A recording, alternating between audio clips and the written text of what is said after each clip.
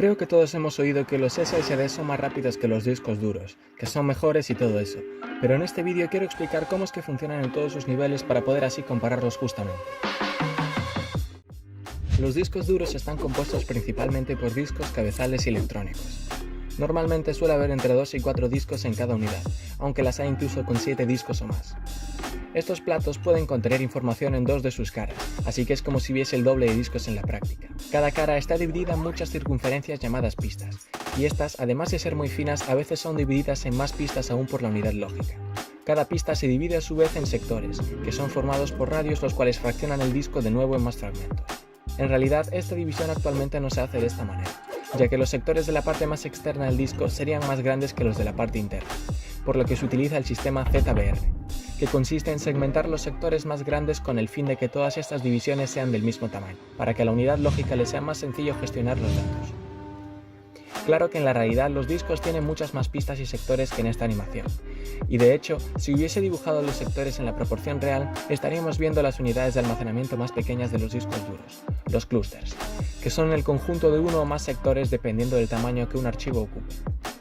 Actualmente, el tamaño estándar de un sector es de 512 bytes, así que esta foto, por ejemplo, ocuparía 1864 sectores. Si no os queda muy claro, en un momento explicaré el proceso completo para guardar un archivo. La manera en la que se guardan los datos en los sectores es a través de la polarización de unas pequeñas casillas.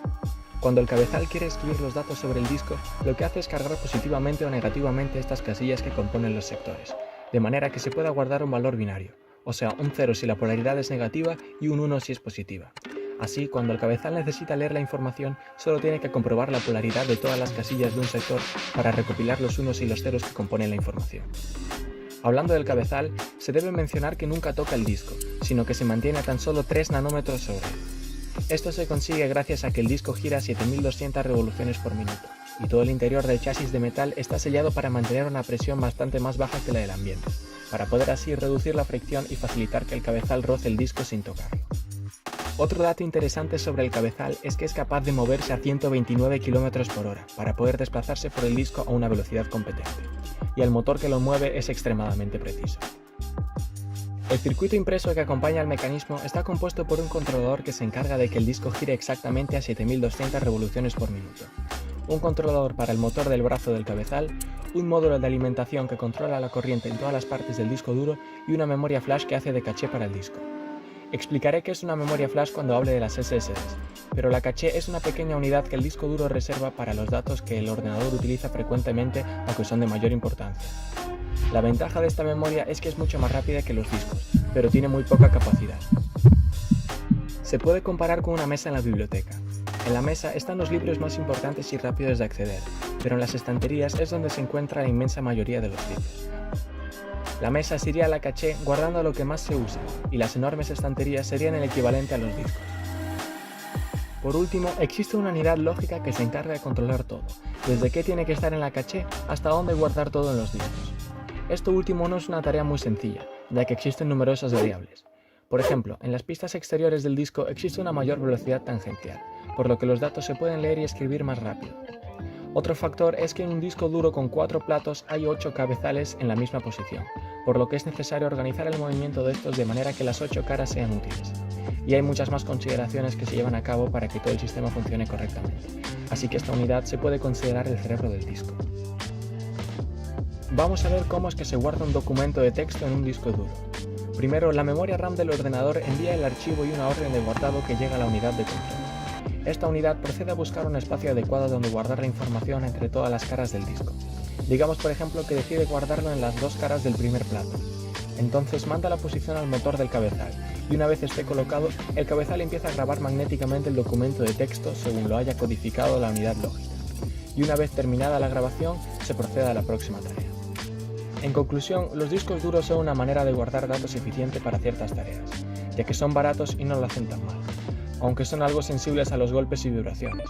Como mencionamos, el cabezal está a tan solo 3 nanómetros del plato, y todas las piezas mecánicas dependen de una precisión nanométrica. Tampoco son muy buenos optimizando la energía, de nuevo por el tema de los motores, y sus velocidades de transferencia son relativamente lentas, puede que unos 70 o 100 MB por segundo. Su mayor utilidad se encuentra en servidores, donde se necesitan guardar cientos de terabytes de datos o funcionando como almacenamiento de reserva, o sea, para guardar todos los vídeos de unas vacaciones o para hacer una copia de seguridad de un sistema. Claro que se puede utilizar en ordenadores, pero actualmente es más recomendable la presencia de un SSD. Vamos a ver por qué. Las unidades de estado sólido, a diferencia de los discos duros, no tienen ninguna pieza móvil, son pura electrónica. De hecho, este es el ruido que hace un disco duro. Y este es el ruido que hace un SSD, sin motores ni nada que se mueva. Estas unidades utilizan memorias flash para guardar información. Puede haber tan solo un par de estas memorias o 10.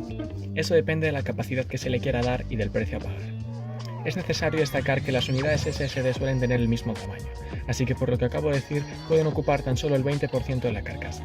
Es algo que se hace para que todas se puedan montar igualmente en los equipos de sobremesa. Las memorias flash son la misma tecnología que se utiliza en las memorias USB o en las tarjetas SD. Estas memorias están compuestas por millones de MOSFETs de puerta flotante. Ahora voy a explicar cómo funciona esta tecnología. Estos transistores son capaces de almacenar una carga, así que si se colocan muchos de estos, se pueden guardar datos en su forma binaria. Para guardar una carga en estos MOSFETs, primero hace falta aplicar una diferencia de voltaje entre la fuente y la salida, de manera que los electrones puedan pasar. Pero cuando lo hagan, la puerta de control creará un voltaje positivo que atraerá a los electrones que estén fluyendo hasta la puerta flotante. Y gracias al material que aísla esta puerta, los electrones quedarán ahí atrapados hasta por más de 10 años. Si se quiere eliminar una carga de la puerta flotante, lo único que hay que hacer es crear un voltaje negativo desde la puerta de control, y los electrones serán repelidos para dejar la puerta vacía. Y así es como se escriben los datos en los MOSFETs, pero falta saber cómo se leen. Para comprobar si hay una carga en la puerta flotante o no, se genera un flujo de voltaje entre la fuente y la salida. Si los electrones consiguen llegar a la salida, significa que no hay ninguna carga en la puerta flotante, y llegan sin problema. Si no lo consiguen, es porque los electrones de la puerta flotante repelen los que están intentando pasar, pudiendo así conocer qué valor binario guarda cada MOSFET. Ahora que ya sabemos que las memorias flash son prácticamente filas y filas de estos MOSFETs, casi entendemos cómo funciona la SSD por completo. La demás electrónica es prácticamente la misma que en los discos duros. Una unidad que controla la corriente, un chip de caché para los datos más importantes, una unidad lógica que se comunica con el ordenador y gestiona dónde tiene que ser guardada toda la información, y un sistema de capacitores que proporciona energía en caso de una pérdida de corriente. Sin embargo, existen SSDs con tecnologías de puertas flotantes diferentes, unas que pueden guardar tan solo un bit y otras que pueden guardar hasta 4. Las unidades más rápidas son las que guardan la información de bit en bit, aunque son con diferencia las más caras y las que menos energía demandan, aunque las que más se usan son las que guardan 2 o 3 bits por MOSFET. Estas tecnologías son considerablemente más lentas y menos duraderas, pero más accesibles económicamente.